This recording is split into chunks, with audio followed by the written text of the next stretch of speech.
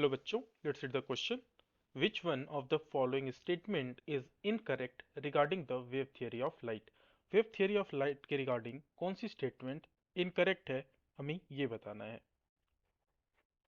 पहला statement है kinetic energy of photoelectrons must depend on the intensity of incident light. ये statement incorrect है, but ये wave theory के अकॉर्डिंग नहीं, particle theory of light that is जिसका example है फोटो इलेक्ट्रिक इफेक्ट, उसके अकॉर्डिंग ये इनकरेक्ट है, ना कि वेव थियरी ऑफ लाइट के अकॉर्डिंग. क्वेश्चन हमें पूछा है वेव थियरी ऑफ लाइट के अकॉर्डिंग जो इनकरेक्ट है.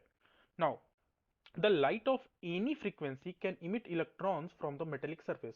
ये स्टेटमेंट करेक्ट है, क्योंकि जब कोई भी फोटोन किसी मेटल सरफेस पे पड़ता है तो जो इलेक्ट्रॉन्स होते हैं वो उससे एनर्जी एब्जॉर्ब करते हैं.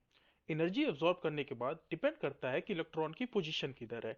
अगर इलेक्ट्रॉन बहुत ही लूजली बाउंड है तो उसकी फ्रीक्वेंसी, उसकी एनर्जी अलग होगी, उसकी फ्रीक्वेंसी अलग होगी. अगर इलेक्ट्रॉन टाइटली बाउंड है तो उसको अपने वर्क फंक्शन में ही काफी एनर्जी लगानी पड़ेगी, जिसकी वजह से उसकी काइनेटिक एनर्जी कम हो जाएगी और उसकी फ्रीक्वेंसी कम हो जाएगी. मतलब एक मेटल से अलग अलग फ्रीक्वेंसी के अलग अलग एनर्जी के इलेक्ट्रॉन इमिट हो सकते हैं. ये स्टेटमेंट करेक्ट है.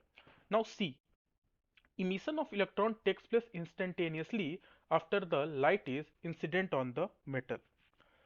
वेव थियरी के अकॉर्डिंग ये स्टेटमेंट गलत है, क्योंकि according to the wave theory electron अपनी नेसेसरी एनर्जी को, मतलब अपने इमिशन के लिए लगने वाली नेसेसरी एनर्जी को कलेक्ट करने में उसे कुछ टाइम लगता है.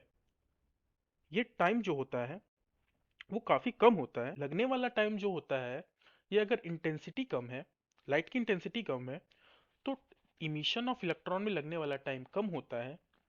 इंटेंसिटी ज़्यादा है तो इमिशन ऑफ इलेक्ट्रॉन में लगने वाली जो टाइम है वो ज़्यादा होती है. सी स्टेटमेंट जो है वो इनकरेक्ट है. I hope you understood it well. All the best.